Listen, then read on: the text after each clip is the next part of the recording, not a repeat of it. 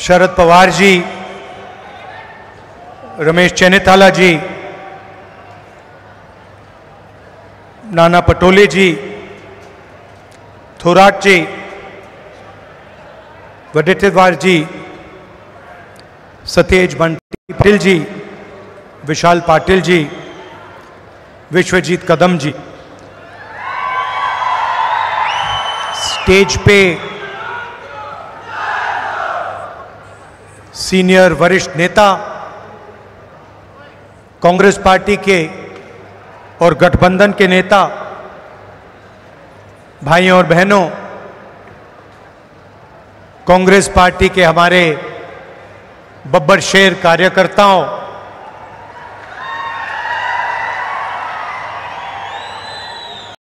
आपने सबको डरा रखा है, बीजेपी वालों को, और प्रेस के हमारे मित्रों, आप सबका यहां बहुत बहुत स्वागत, नमस्कार।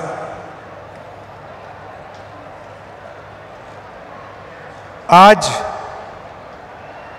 यहां आकर मुझे बहुत खुशी हो रही है। कदम जी की याद में हम यहां आए हैं। उन्होंने अपनी पूरी जिंदगी कांग्रेस पार्टी को, महाराष्ट्र को, देश को दी, विकास का काम किया, शिक्षा का काम किया और कांग्रेस पार्टी के साथ पूरे दिल से पूरी जिंदगी भर वो खड़े रहे।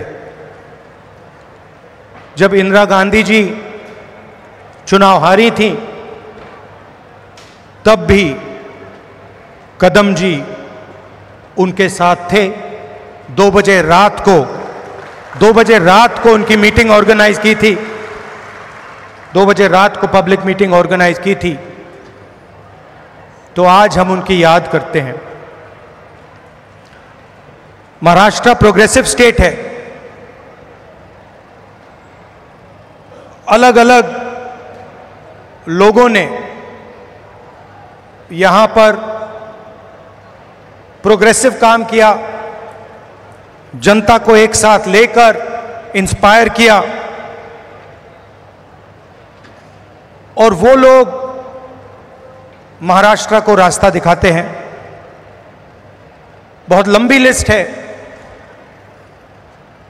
शिवाजी महाराज जी, शाहू महाराज जी, फूले जी, अंबेडकर जी, इन सब ने महाराष्ट्र को नहीं मगर पूरे देश को जीने का तरीका, प्रगति और इंस्पिरेशन दिया।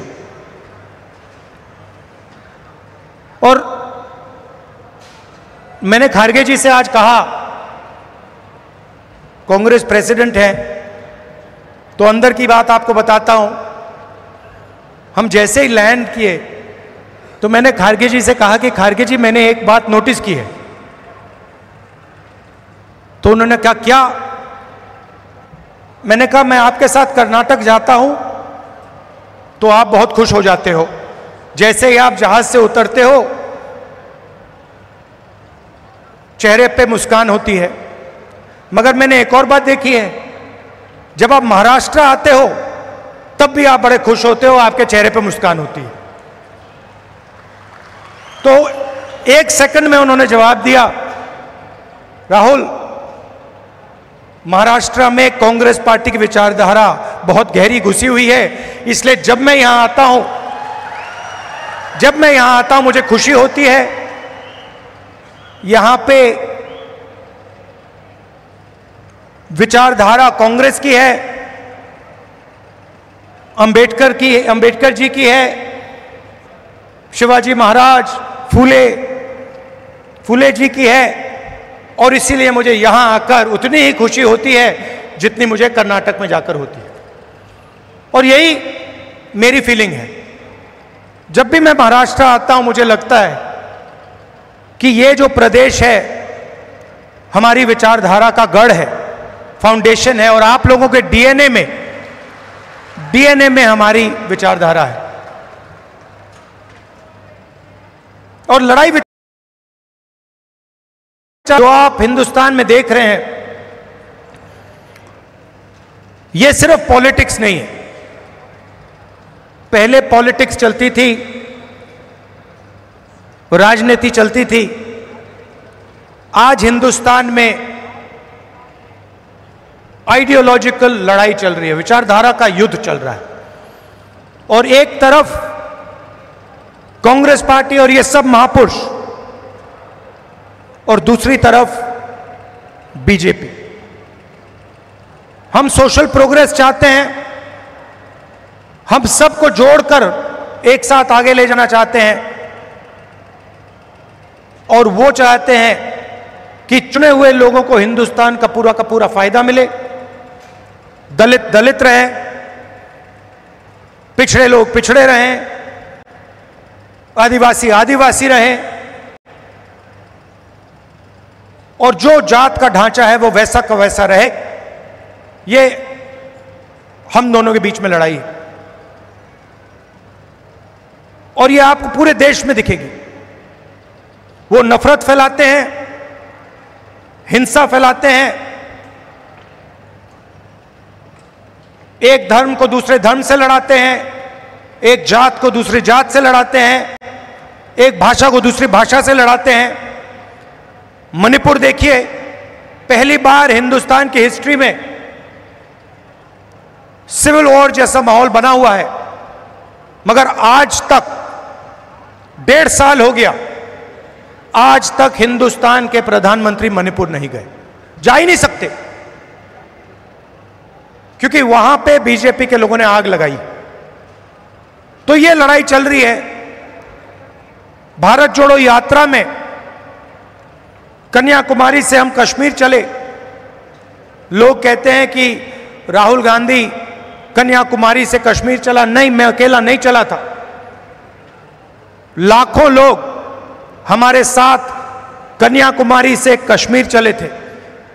महाराष्ट्र में, केरल, तेलंगाना, उत्तर प्रदेश, मध्य प्रदेश, हर प्रदेश के लोग चले थे, और एक लक्ष्य था जो एक लाइन में हमने कह दिया, नफरत के बाजार में मोहब्बत की दुकान खोलनी।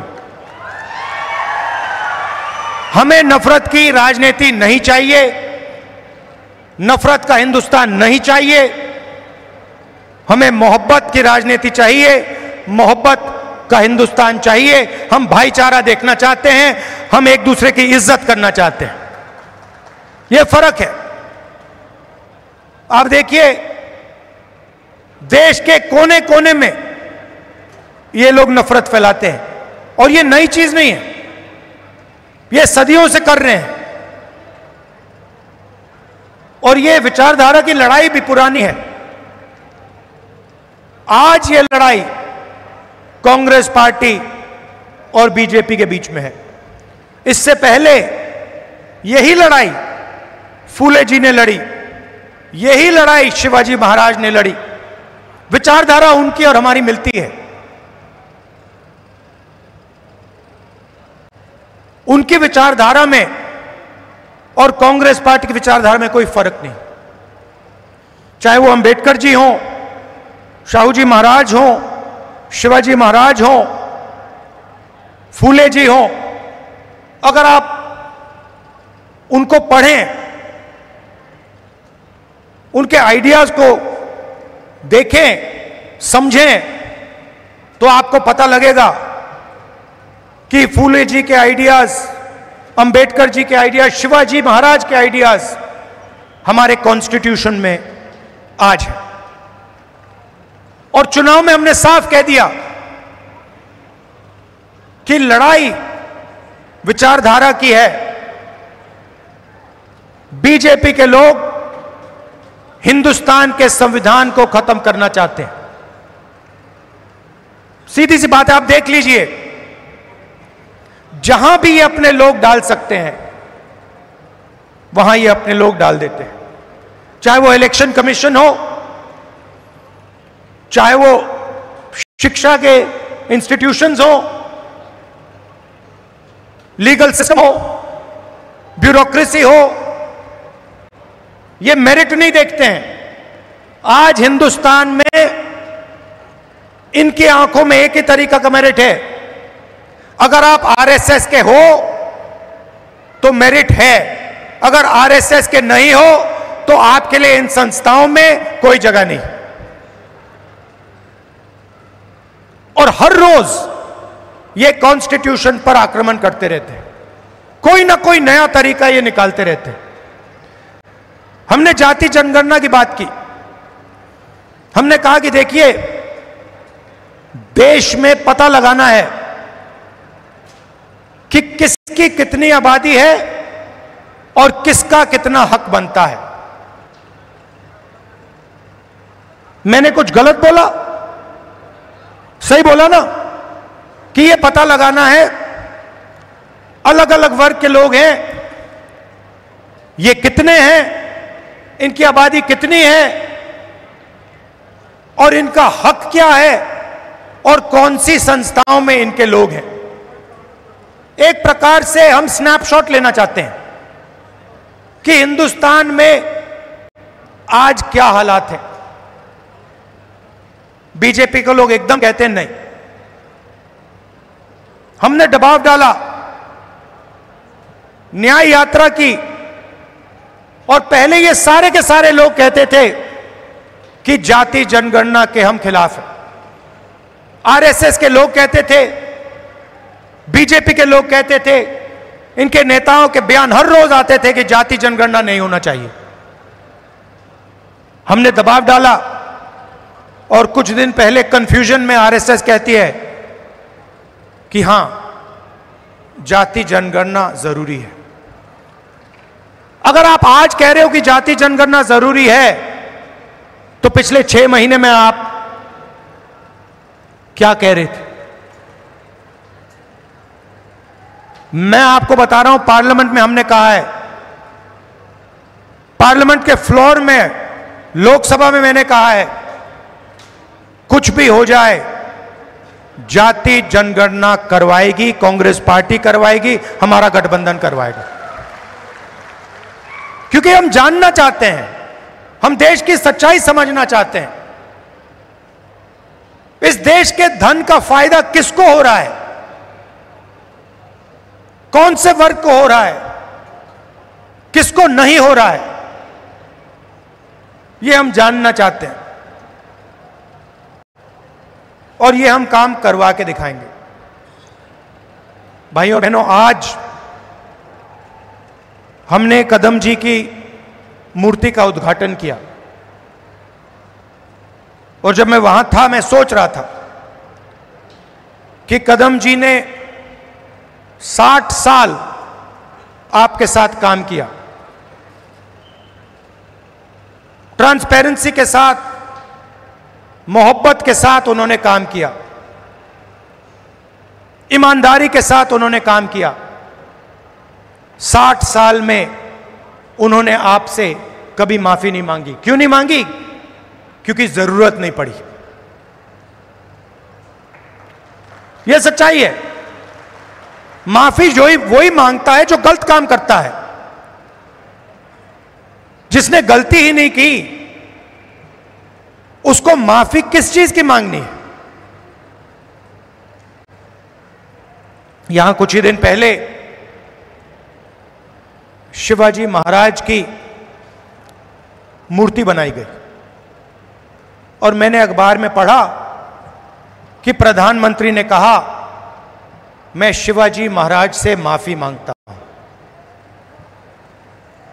अब मैं ये समझना चाहता हूं प्रधानमंत्री जी ने किस कारण माफी मांगी। अलग अलग कारण हो सकते हैं। पहला कारण हो सकता है कि ये जो मूर्ति थी इसका कॉन्ट्रैक्ट आरएसएस के एक व्यक्ति को दी गई। पहला कारण यह हो सकता है। शायद प्रधानमंत्री जी कह रहे हैं कि नहीं, मैंने गलती की, मैंने गलती की, मुझे ये कॉन्ट्रैक्ट आरएसएस के व्यक्ति को नहीं देनी थी, ये मुझे कॉन्ट्रैक्ट मेरिट पे देना था। शायद वो गलती हो सकती है। दूसरी गलती हो सकती है कि मूर्ति के बनने में भ्रष्टाचार हुआ, चोरी हुई। शायद प्रधानमंत्री इसके लिए माफी मांग रहे हैं कि मैंने जिसको कॉन्ट्रैक्ट दिलवाया उसने भ्रष्टाचार किया, महाराष्ट्र के लोगों से चोरी की। यह कारण हो सकता है। तीसरा कारण हो सकता है कि आपने शिवाजी महाराज की मूर्ति बनाई, उनकी याद में आपने मूर्ति बनाई और आपने इतना भी ध्यान नहीं दिया कि वो मूर्ति खड़ी रहे। मैं आपको गारंटी देता हूं, कदम जी की जो मूर्ति बनी है ना, आप यहां 50, 60, 70 साल बाद आ जाइए, यहां आपको दिखेगी।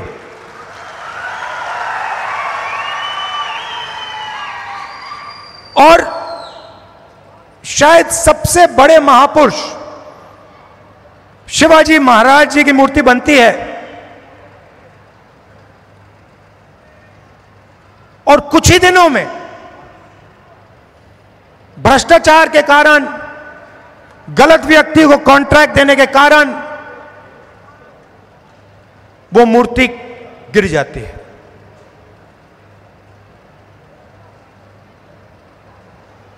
शिवाजी महाराज का अपमान किया है और प्रधानमंत्री को सिर्फ शिवाजी महाराज से माफी नहीं मांगनी चाहिए। अगर माफी मांग रहे हैं तो महाराष्ट्र के हर व्यक्ति से माफी मांगनी चाहिए। और प्रधानमंत्री जी को यह भी समझाना चाहिए कि आप सिर्फ 2 लोगों की सरकार क्यों चलाते हो। जहां भी हम देखते हैं बड़े से बड़े कॉन्ट्रैक्ट अदानी और अंबानी जी को मिलते हैं। मैंने पार्लियामेंट में भाषण दिया। पार्लियामेंट में किसी का नाम लिया जा सकता है, मगर पहली बार मुझे कहा गया कि पार्लियामेंट हाउस में अपने भाषण में मैं अदानी और अंबानी का नाम नहीं ले सकता हूं। तो फिर मैंने कहा ठीक है भैया, आप चाहते हो कि मैं ना लूं, मुझे कुछ ना कुछ तो कहना पड़ेगा। अगर अंबानी अदानी नहीं चाहते हैं तो मैं कुछ और कह देता हूं। तो मैंने उनका नया नाम बनाया है A1 और A2। पूरा का पूरा काम A1 और A2 का हो रहा है। प्रधानमंत्री जी ने इसके लिए माफी किसी से नहीं मांगी।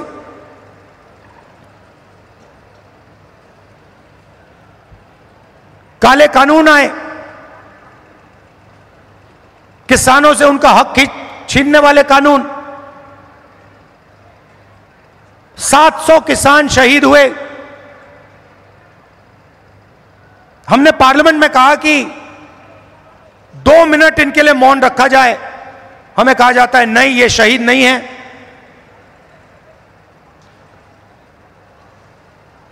दो लोगों को फायदा पहुंचाने के लिए हिंदुस्तान के सारे स्मॉल और मीडियम बिजनेसेस को खत्म कर दिया। जो लोग इस देश को रोजगार देते हैं उनको नोटबंदी से, गलत जीएसटी से आपने खत्म कर दिया। अरबपतियों का रास्ता खोलने के लिए उनसे भी आप माफी मांगिए, नोटबंदी की माफी मांगिए, गलत जीएसटी की माफी मांगिए। और नतीजा क्या है कि आज अगर युवा रोजगार चाहता है, सिर्फ महाराष्ट्र में नहीं, पूरे देश में कहीं भी अगर रोजगार चाहता है, उसे रोजगार नहीं मिल सकता। क्यों? क्योंकि जो कंपनियां उसे रोजगार देती थी, जो छोटी कंपनी थी, मिडिल साइज कंपनी थी, वो सब बंद हो गई, खत्म हो गई। भाई और बहनों, अंबानी और अदानी इस देश को रोजगार नहीं दे सकते हैं। रोजगार कौन दे सकता है? रोजगार छोटे बिजनेस वाले दे सकते हैं, रोजगार मीडियम साइज बिजनेस वाले दे सकते हैं, जो छोटी फैक्ट्रियां चलाते हैं, मिडिल साइज फैक्ट्रियां चलाते हैं, जो चीजें बनाते हैं, ये लोग दे सकते हैं। आज हिंदुस्तान में नया मॉडल है, चाइना का माल आता है, वही 10-12 अरबपति उस माल को बेचते हैं। आप मोबाइल फोन के पीछे देख लीजिए मेड इन चाइना, शर्ट के पीछे देख लीजिए मेड इन बांग्लादेश, जूते के नीचे देखिए made in Vietnam, made in Maharashtra, made in India, आपको कहीं नहीं दिख सकता। और ये सारा का सारा माल ये अरबपति बेचते हैं। नुकसान किसका होता है? हिंदुस्तान के युवाओं का होता है। हिंदुस्तान के जो छोटे बिजनेस हैं, मिडिल साइज बिजनेस हैं, जो चाइना का मुकाबला कर सकते हैं, उनका होता है। फायदा किसका होता है? नरेंद्र मोदी जी की मार्केटिंग होती है, अदानी और अंबानी जी का फायदा होता है। और दो हिंदुस्तान बन रहे हैं, एक अरबपतियों का उसमें 20-25 लोग हैं, और दूसरा मजदूरों का, किसानों का, बेरोजगार युवाओं का। भाई और बहनों, 16 लाख करोड़ रुपए, 16 लाख करोड़ रुपए नरेंद्र मोदी जी ने इन 20-25 लोगों का कर्जा माफ किया है। किसानों का आज तक कर्जा माफ नहीं किया है। हमने 70,000 करोड़ रुपए किया था जब हमारी सरकार थी। आप सोचो, 70,000 करोड़ रुपए से हिंदुस्तान के सारे किसानों का कर्जा माफ किया था। इन्होंने 16 लाख करोड़ रुपए 22-25 लोगों को दिया है। ये हमारी लड़ाई है। हम चाहते हैं कि एक हिंदुस्तान हो। अगर बैंक के दरवाजे अरबपतियों के लिए खुले हैं, तो बैंक के दरवाजे किसानों के लिए, मजदूरों के लिए, युवाओं के लिए खुले होने चाहिए। अगर उनका 16 लाख करोड़ रुपए माफ हो रहा है, तो फिर गरीबों का भी 16 लाख करोड़ रुपए माफ होना चाहिए। और अगर गरीबों का 16 लाख करोड़ रुपए माफ नहीं हो रहा है, तो फिर उनका नहीं होना चाहिए। हम सिर्फ न्याय की बात कर रहे हैं। और यही लड़ाई महाराष्ट्र में है। आप यहां का इंफ्रास्ट्रक्चर देखिए।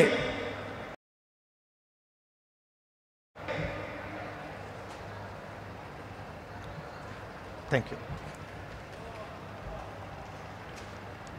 बेरोजगारी देखिए,